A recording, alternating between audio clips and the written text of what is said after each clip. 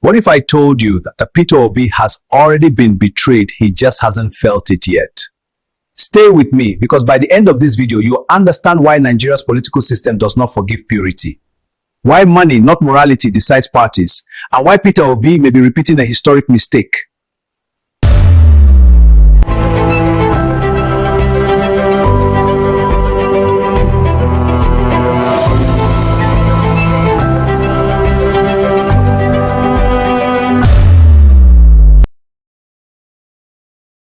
Who really makes up ADC? Let's begin with facts, not sentiments. ADC is being marketed as a third force party. But political branding is not political reality. A critical look at ADC's power brokers and financiers reveals something disturbing. 1. Many of them are former members of the APC. 2. Some were active beneficiaries of the current ruling structure. Lastly, others were sidelined, not ideologically different, but politically displaced.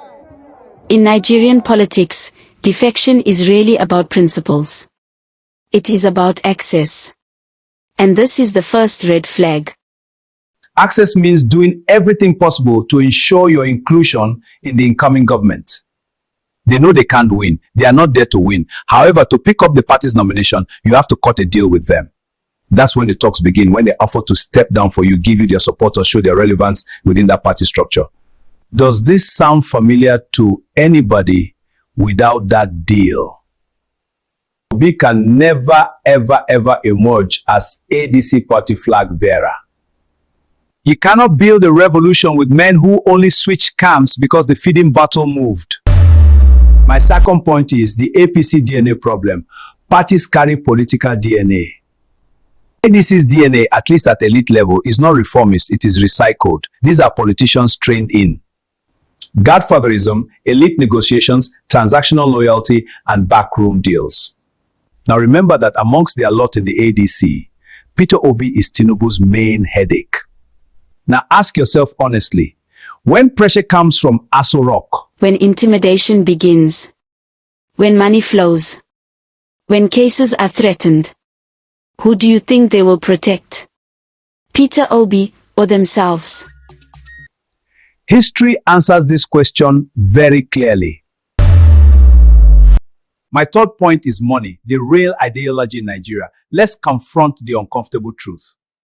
There's only one ideology in Nigerian politics: money. Not socialism, not progressivism, not conservatism. Money! Campaigns are funded with billions. Delegates are bought.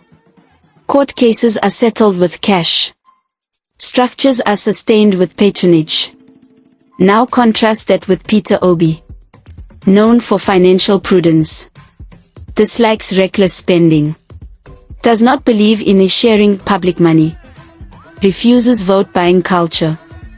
This makes him morally admirable, but politically dangerous to party elites. To them, Obi is not an asset, rather, he is a threat to the business model. This, however, begs the question, was Obi unaware of these characters? Why then entangle himself in ADC?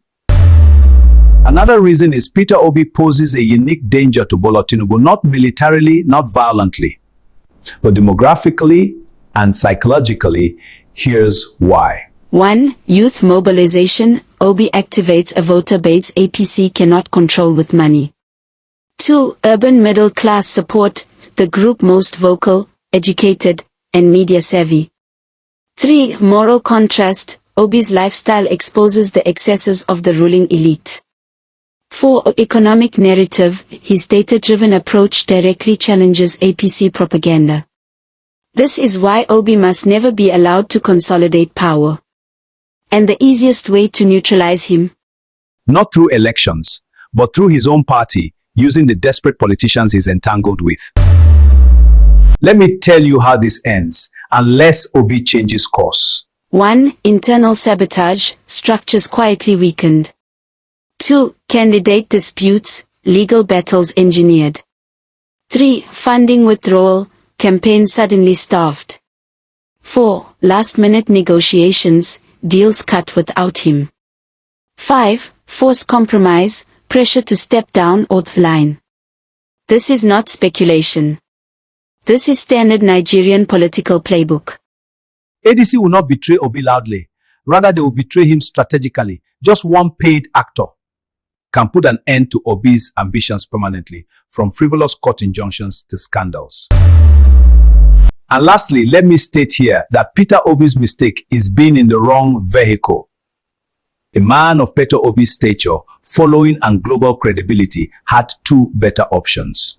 Either build a grassroots party that would be difficult to hijack, or take over a weak existing party with minimal elite contamination, clear leadership control, negotiated loyalty up front. Especially given the fact that his loyal followers will travel with him. Now is the time to call for volunteers in every constituency and erect makeshift structures and presence, ensuring there's manpower in every constituency to guide the polling stations than the distraction of an ADC primaries. Aligning with a party whose elite core is politically compromised is like pouring clean water into a dirty cup. The water doesn't clean the cup, rather the cup contaminates the water, unless Obi recalibrates. Unless he prioritizes ownership over convenience, his betrayal in ADC is not a possibility. It is inevitable, 100%. If you agree or strongly disagree, drop your thoughts in the comments. Like this video if you believe Nigeria deserves better. Subscribe for unapologetic political analysis they don't want you to hear.